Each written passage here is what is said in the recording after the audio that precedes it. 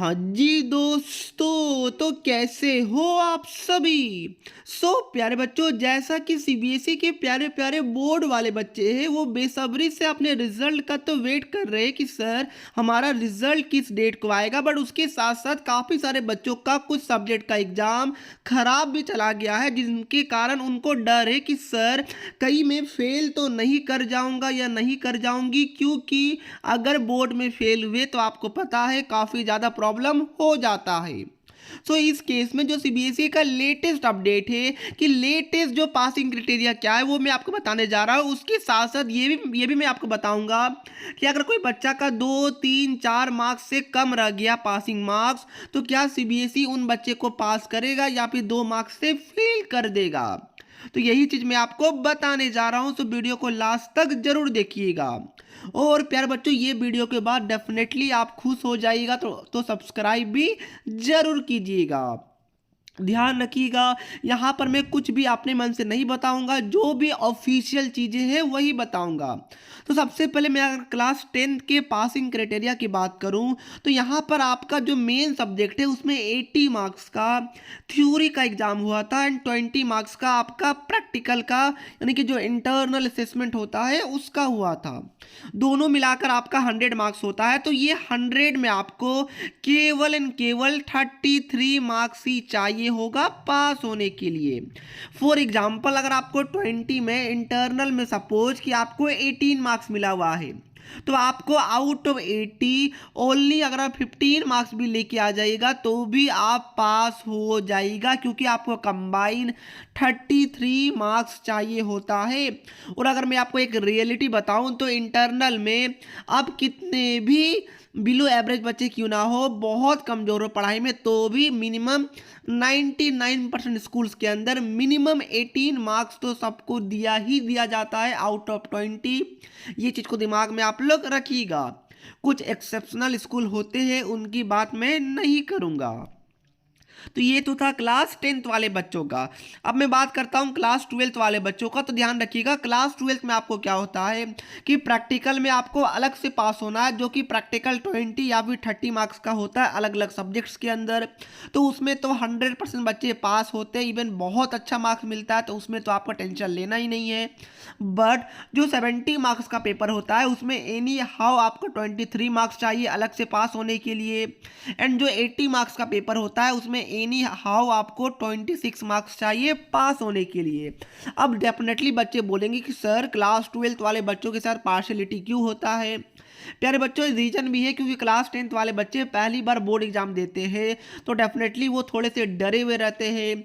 और सीबीएसई या फिर कोई भी बोर्ड इवन ये चाहता भी नहीं है कि बच्चे क्लास 10 के अंदर ही फेल कर जाए, क्योंकि बच्चे बहुत ज़्यादा मेच्योर नहीं होते हैं, मैं नहीं बोल रहा हूँ, बट डेफिनेटली क्लास 10 के अंदर फेल हो जाना ये बहुत ख़राब चीज़ होता है। इसलिए सीबीएसई क्लास 10th वाले बच्चों के साथ ये वाला पासिंग क्राइटेरिया बहुत सालों से कंटिन्यू करते हुए आ रहा है। तो एक यही रीजन है जिसके कारण क्लास 10 का पासिंग परसेंटेज थोड़ा सा हाई हो जाता है क्लास 12 के कंपेयर में। बट अब मैं आपको बात करता हूं कि सर अगर मान के चलिए कि मैं क्लास 10 के अंदर हूं और मेरा आउट ऑफ 100 अगर 29 ही आया, ऐसा मान के चलिए, या फिर अगर बच्चे ऐसे भी बोलेंगे कि सर मैं क्लास 12 के अंदर हूं और मेरा 70 मार्क्स का पेपर था, उसमें मेरा मान के चलिए कि 19 ही आया हुआ है, या फिर 80 मार्क्स का पेपर था मेरा 22 ही आया हुआ है, तो इस केस में क्या सीबीएसई मेरे को फेल कर देगा या फिर मैं पास हो सकता हूं या हो सकती हूं।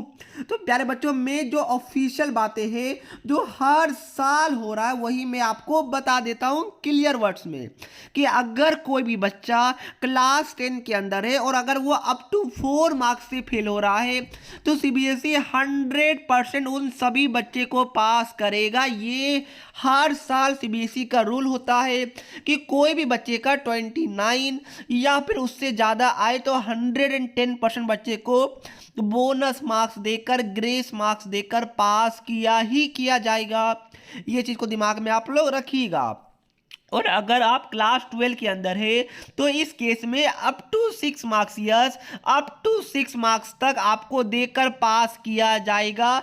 बट ध्यान रखिएगा इंग्लिश के अंदर ये वाला रूल लागू नहीं होता है। इंग्लिश के अलावा बाकी सभी सब्जेक्ट में, इंग्लिश और हिंदी के अलावा बाकी सभी सब्जेक्ट में ये रूल है। अगर आपका अकाउंटेंसी हो, हिस्ट्री हो, मैथ्स हो, फिजिक्स हो, केमिस्ट्री हो, बायोलॉजी हो, कंप्यूटर साइंस हो, सभी सब्जेक्ट के अंदर अगर अप टू 6 मार्क्स से अगर आप फेल हो रहे हैं, यानी कि अगर आपको 26 चाहिए, अगर आपका 20 आ रहा है, अगर आपको 23 चाहिए, अगर आपको 17 एंड 18 भी आ रहा है, तो भी आपको ग्रेस मार्क्स देकर, बोनस मार्क्स देकर 100% पास कर दिया जाएगा।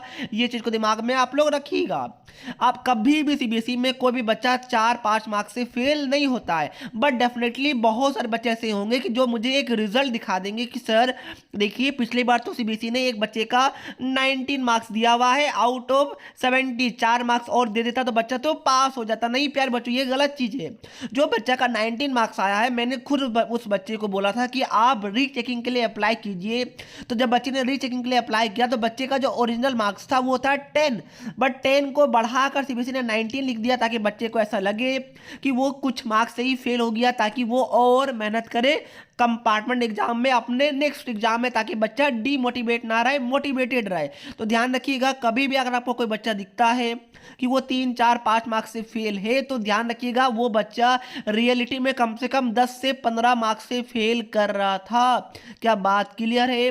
तो ध्यान रखिएगा सीबीएसई कोई भी बच्चे को फेल नहीं करना चाहता है, इसीलिए एमसीक्यू का पैटर्न भी इंट्रोड्यूस किया गया था, सो डेट बच्चे अगर तुक्का भी मारेंगे तो 6 से 7 आउट ऑफ 20 तो सही हो ही जाएगा।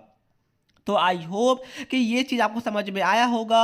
और प्यारे बच्चों, ये आपके लिए एक तरीके से गुड न्यूज़ है जो कि आपको अच्छी समझ में आ गया होगा। तो आपको पासिंग के लिए टेंशन नहीं लेना है। डेफिनेटली आप मैं नेक्स्ट वीडियो लेके आऊँगा उन बच्चों के लिए कि सर चलिए पासिंग वाला ठीक है, बट मेरा अच्छा मार्क्स आ रहा है या फिर मेरा सेट हार्ड था, तो उस केस में क्या मुझे बोनस मिलेगा? सीबीएसई का कुछ मॉडरेशन पॉलिसी भी मैंने सुना है, वो क्या होता है, क्या वो मिलता है या नहीं मिलता है, वो सारा चीज़ मैं नेक्स्ट वीडियो में कवर अप करूँगा। तो वीडियो अच्छा लगा तो वीडियो को लाइक एंड चैनल को सब्सक्राइब जरूर कीजिएगा। सो जय हिंद, जय भारत।